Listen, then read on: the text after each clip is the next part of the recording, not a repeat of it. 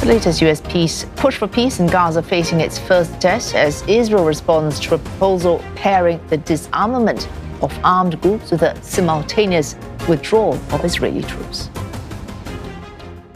The U.S. and Iran giving conflicting statements on negotiations expected to resume today. U.S. President Donald Trump saying he has ordered a halt on new strikes just days after threatening again to hit Tehran very hard, while Iran says no discussions are taking place.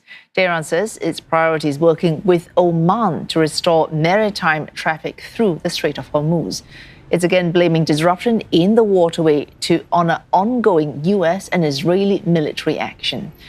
The proposed route will include designated entry and exit lanes for safe passage, but Iran says broader conditions in the strait are unlikely to return to what they were before. و مادامی که شرارت آمریکا ادامه پیدا بکنه، مادامی که محاصره دریایی ایران ادامه داشته باشه، تجاوز نظامی آمریکا علیه ایران و منافعش تداوم داشته باشه، مادامی که همه مواردی که آمریکا در این مدت نقض کرده نقضهاش ادامه داشته باشه، قاعدتاً در وضعیت تنگه هرمز اتفاق خاصی تغییر خاصی نخواهد افتاد. Israel has expressed concerns about U.S. President Donald Trump's peace plan for Gaza. International media agency reports say Israeli officials told the White House they believe Hamas is still committed to rebuilding its military capabilities rather than fully demilitarizing.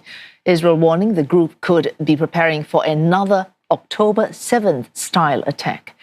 The report remarks coming after Hamas confirmed it would begin laying down its weapons as part of the deal. This announced by Donald Trump Thursday last week.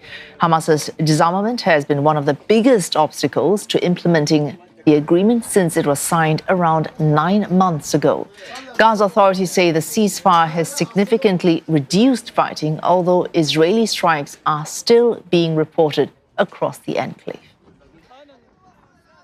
Nick Harper is covering this story for CNN live from Washington, D.C. Nick, the Israeli response from the Prime Minister's office, could that affect implementation of Mr. Trump's 20-point or 15-point peace plan for Gaza?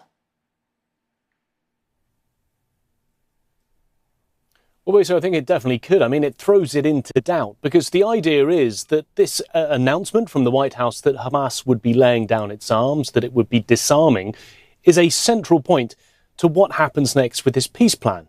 But it's meant to go hand in hand with commitments from Israel because at the point where Hamas disarms, Israel is meant to do several things, withdrawing their troops to the yellow line, stopping any sort of military action, but also allowing humanitarian aid into the Gaza Strip unimpeded. And the problem is that those three things are not really happening from the Israeli side. And over the last 48 hours, we have seen a number of attacks being carried out by Israel, people within Gaza dying.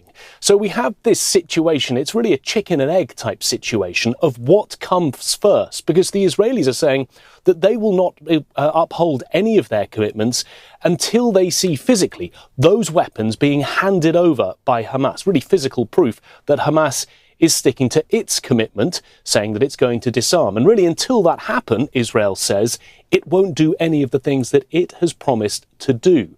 But the US is hoping that Israel is able to get on board without seeing those physical weapons being handed over, for both these things to happen hand in hand, rather than it have to be Hamas acts first before Israel acts first. There is a hope from the US side that both things will happen simultaneously. And at this stage, what Israel is saying and doing very much throws that into doubt. And that could throw a spanner into the works in the fact that Hamas may come back and say, well, look, if we're not seeing those commitments being upheld by Israel, then we will not be going ahead with our disarmament. And we've got really to that limbo of both sides saying different things, but not quite meeting in the middle. Saying different things, something we're also getting accustomed to in terms of U.S. talks with Iran, both sides saying, talking tough, both sides still continuing their diplomatic talks.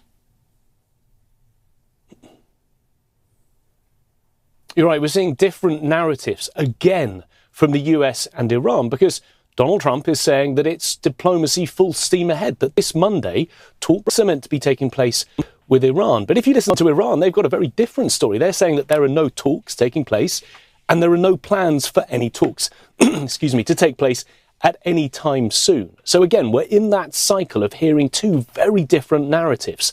Donald Trump threatening major military action against Iran, only then to pull back when he says diplomacy is underway.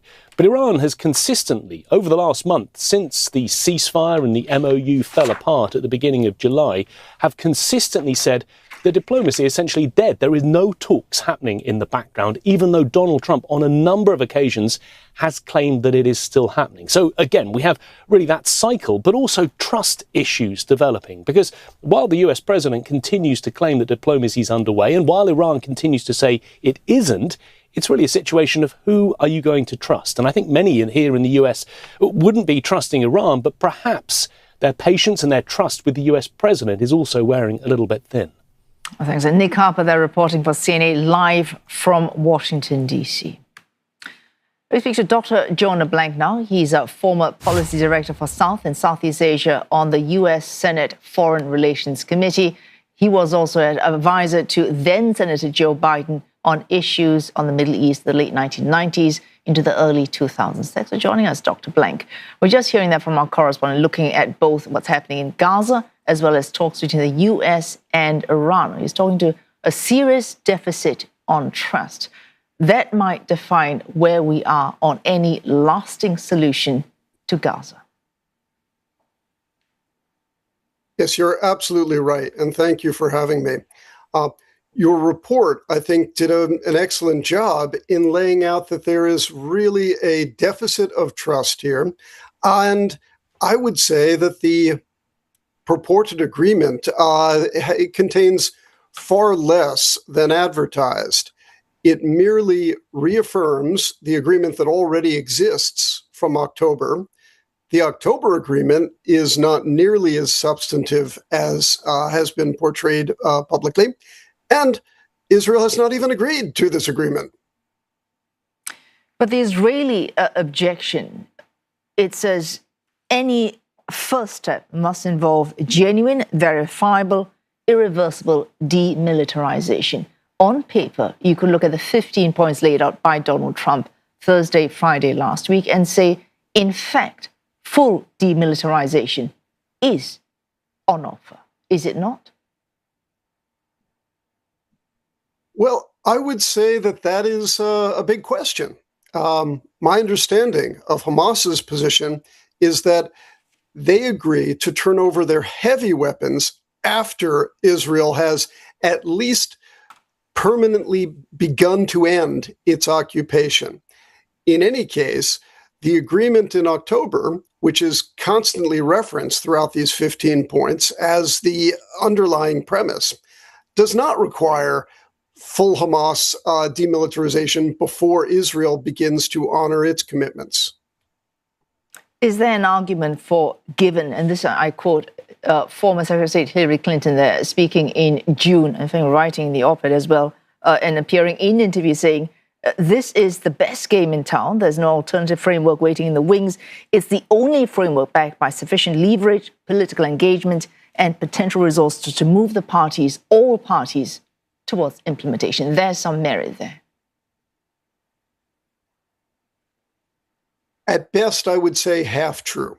There has been a lot of leverage placed on Hamas, particularly by Qatar and by other partners, or at least historical friends and interlocutors in the region. But there's been virtually no meaningful presence placed on Israel.